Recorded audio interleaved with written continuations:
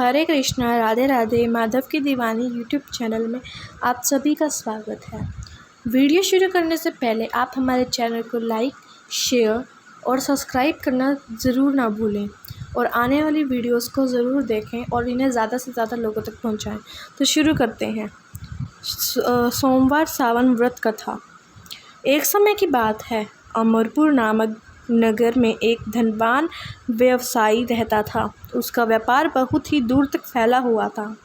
यहाँ के सभी नगरवासी उसका बहुत आदर करते थे। उस व्यापारी के पास किसी भी चीज़ की कमी नहीं थी, लेकिन फिर भी वह अपने जीवन में सुखी नहीं था। दरअसल उस व्यापारी का एक भी बेटा नहीं था, जिस कारण हर समय उसे यही चिंता सताती थी कि उसके मरने के बाद उसकी संपत्ति की देखभाल कौन करेगा।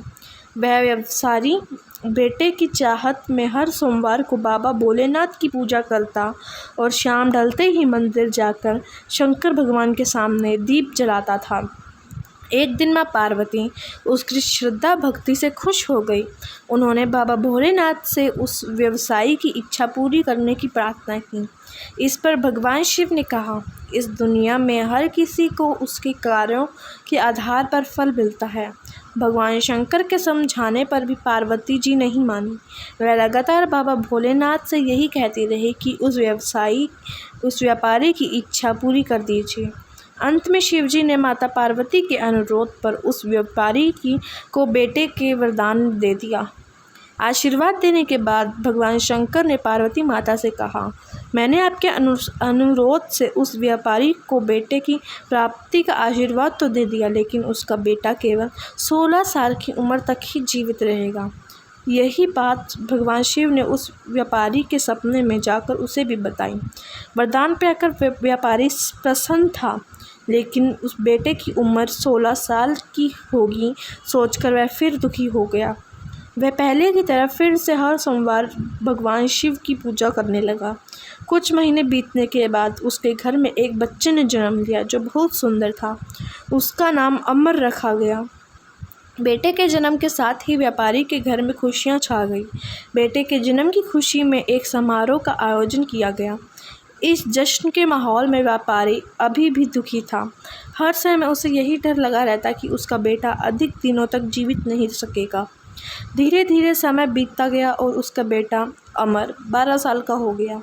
एक दिन व्यापारी ने अपने बेटे को अपनी पत्नी के बाद भाई दीपचंद के साथ पढ़ाई के लिए बनारस भेज दिया। वाराणसी जाते रास्ते में जहाँ भी अमर और दीपचंद आराम करने के लिए रुकते, वहाँ वो यज्ञ और ब्राह्मणों के लिए भोजन की व्यवस्था करते जाते थे। कुछ दूर जाने के बाद अमर और दीपचंद एक नगरी पहुँचे। यहाँ नगर के महाराज की बेटी चंद्रिका की शादी थी, जिसके लिए पूरे नगर को दुल्हन की तरह सजाया गया था। ठीक उसी समय बारात भी आ गई थी। इस समय लड़के का पिता परेशान था, क्योंकि उसके बेटे की एक आंख खराब थी। उन्हें डर था कि अगर लड़की वालों को यह बात पता चली गई तो वह शादी तोड़ देंगे। तभी उसकी नज़र अमर और दीपचंद पर पड़ी। लड़के के पिता के मन में तुरंत ये ख्याल आया कि क्यों ना अमर को ही दूल्हा बनाकर शादी के मंडप में बैठा दिया जाए। एक बार जब उसका विवाह राजकुमारी से हो जाएगा तो फिर उसके बाद उसे कुछ पैसे देकर वहाँ से विदा कर देंगे। फिर राजकुमारी और अपने बेटे को अपने घर ले आएंगे। लड़के के पिता ने बिना देरी किए दीपचंद से इसके बारे में बात की और धन का प्रस्ताव रखा। दीपचंद ने पैसों के लालच में आकर तुरंत हाँ बोल दिया और अमर को दूल्हा बनाकर मंडप में बैठा दिया।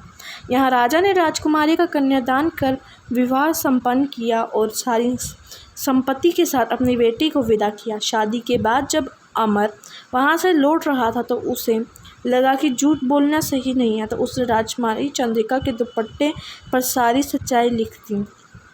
अमर ने लिखा, प्रिय राजकुमारी चंद्रिका, तुम्हारे साथ छल हुआ है। तुम्हारा ब्याह मेरे साथ कराया गया है। मैं एक व्यापारी का पुत्र हूँ और फिलहाल पढ़ाई के लिए वाराणसी जा रहा हूँ। तुम्हारी शादी जिससे तय हुई है वह उसकी एक आंख खराब है। राजकुमारी ने यह सच जानने के बाद उस लड़के के साथ जाने से इनकार कर दिया और अपने पिता के साथ ही रहने लगी। उधर अमर वाराणसी के गुरुकुल में पहुंचकर पढ़ाई करने लगा।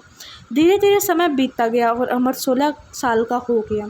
इस दौरान उसने एक महायज्ञ का आयोजन किया। यज्ञ समाप्त होने के बाद अमर ने सभी ब्राह्मणों को खाना खिलाया और उन्हें कपड़े दिए। सारे काम खत्म करने के बाद अमर रात में अपने कमरे में सोने चला गया। भगवान शंकर के वरदान के मुताबिक उसी रात अमर के प्राण चले गए। अगली सुबह जब दीपचंद उसे कमरे में पहुंचा तो उसने देखा कि अमर जीवित नहीं है। वह जोर जोर से रोने लगा। उसकी रोने की आवाज़ सुनकर आसपास के लोग भी इकट्ठा हो गए और अपना दुख जताने लगे। दीपचंद के रोने की आवाज़ भगवान विष्णु और माँ पार्वती के कानों तक भी पहुंची। यह सुन माता पार्वती ने कहा, हे स्वामी, मैं दीपचंद के रोने की इस आवाज़ को बर्दाश्त नहीं कर पा रही हूँ।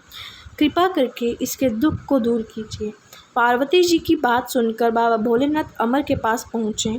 यहाँ उन्होंने देखा कि यह तो वही बालक है जिससे केवल 16 साल की उम्र तक ही जीवित रहने का आशीर्वाद मिला था।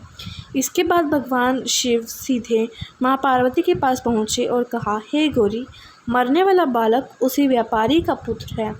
इसने अपनी उम्र पूरी कर ली। यह सुन माता पार्वती ने भगवान शिव से एक बार फिर से आग्रह किया। उन्होंने कहा, स्वामी, आप कृपा करके इस बालक को दोबारा जीवित कर दें। इसे मृत देख उसके माता पिता भी अपने प्राण त्याग देंगे। माता पार्वती ने भोलेनाथ को याद दिलाया कि अमर के पिता उनके सबसे बड़े भक्त हैं। कई साल से वह हर सोमवार को उनकी पूजा करते आ रहे हैं। माता गौरी के अनुरोध पर भगवान शंकर ने अमर को जीवित होने का आशीर्वाद दिया और अमर दोबारा जिंदा हो गया।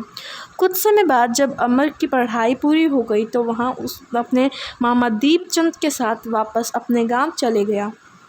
चलते चलते दोनों उस नगरी में जा पहुँचे जहाँ राजकुमारी चंद्रिका से उसका विवाह था। यहाँ पहुँचकर अमर ने एक महायज्ञ किया। तभी पास से गुजर रहे उस नगर के महाराज ने महायज्ञ होते देखा। महाराज ने एक ही पल में अमर को पहचान लिया और महायज्ञ समाप्त होते ही वो अमर और दीपचंद को अपने साथ ले गए। कुछ दिनों तक अमर और दीपचंद को अपने महल में ही रखा। उसके बाद महाराज ने संपत्ति और कपड़े देकर राजकुमारी को अमर के साथ भेज दिया।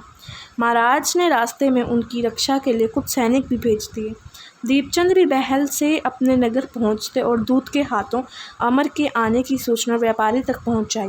व्यापारी को जैसे ही पता चला कि उसका बेटा 16 साल की उम्र के बाद भी जीवित है तो वह बहुत खुश हो गया। दरअसल व्यापारी और अब उसकी पत्नी दोनों ने खुद को एक कमरे में बंद कर लिया था। वह बिना कुछ खाए पिए अपने बेटे का इंतज़ार कर रहे थे। दोनों ने यह प्रण लिया था कि अगर उन्हें अपने बेटे की मौत की खबर मिली तो वह अपनी जान दे देंगे। दूत की बात सुनकर व्यापारी और उसकी पत्नी ने नगर के अन्य लोगों के साथ अपने बेटे के स्वागत के लिए नगर के गेट पर पहुँचे। वहाँ वह दोनों साथ में आए थे तो उनकी खुशी दोगुनी हो गई। बेटे और अपने बहू का स्वागत उनसे काफ़ी धूमधाम से किया। उसी रात एक बार फिर से बाबा भोलेनाथ के सपने में आए और कहा, मैं तुम्हारी भक्ति से प्रसन्न हूँ। हर सोमवार को तुम मेरी पूजा करते हो, इसलिए मैंने तुम्हारे बेटे की लंबी उम्र का वरदान दिया है। भगवान शिव की यह बात सुनने के बाद व्यापारी बहुत खुश हुआ। बेटे का जीवन वापस मिलने के बाद भी व्यापारी हर सोमवार को भगवान शिव की आराधना करता रहा। इससे शिव पार्वती दोनों को ही कृपा से व्यापारी के घर में बनी रही। कहानी से सीख, अगर सच्चे मन से किसी चीज़ को पाने की चाह हो तो वह ज़रूर मिलती है, बस उसके लिए निरंतर प्रयास करने की ज़रूरत है। हरे कृष्णा, राधे राधे। हरे कृष्णा, राधे राधे।